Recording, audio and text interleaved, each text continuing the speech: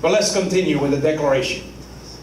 We hold this truth to be self-evident, that all men are created equal, that they are endowed by their Creator with certain unalienable rights, among which are life. And before I get off life, let me turn to the Second Amendment. And let me share something with you. Did you know that we do not get our rights to keep and bear arms from the Second Amendment? We don't get our rights to keep and bear arms from the Second Amendment. Let's see what it says. The right to keep and bear arms shall not be infringed upon. The Second Amendment assumes you already have that right. Because you see, the right to keep and bear arms. The right to keep and bear arms is immersed in that right to life. If you have a right to life, you have the right to defend your life and defend the life of your loved ones. That's what's at the core of this fight for the Second Amendment. Of course, you know about the new idea of Eric Holder. He calls it smart guns. A gun that only you can fire. You have to have a bracelet that sends a signal, listen carefully, by GPS to your gun.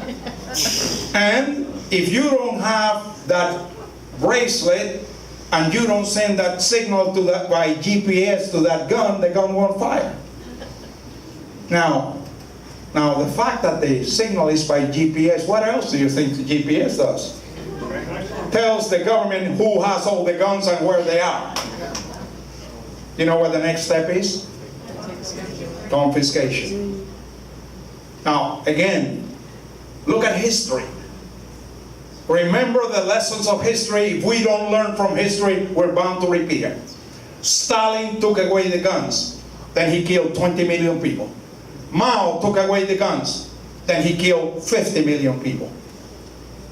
And the same thing with Pol Pot and with various. As a matter of fact, even in my country, in Cuba, you read the history of Cuba. In Cuba, there were 2 wars of independence against Spain. The first war lasted 10 years. At the end of that 10-year war, what do you think that the Spanish government did? Confiscated all the guns. So when they went to the second war in 1895, they had no guns. So they used machetes. They had machetes. And they would go with machetes running as fast as they could in horses, cutting heads off and confiscating the muskets from the Spaniards. Every tyrant has taken the guns away and then used them against the people. But, I mean, even if you don't look at that, it's the most stupid idea you ever heard of. Suppose you're taking a shower and you took that bracelet off and an intruder walks into your house. And you jump out of the shower naked, grab your gun, and your gun won't fire. Or you're very, very self-conscious. You take a shower with your bracelet on. And you're taking your shower with your bracelet on, and that intruder comes in and your wife grabs the gun, and the gun won't fire. It's the dumbest idea in the world. But I'll tell you who's going to love it.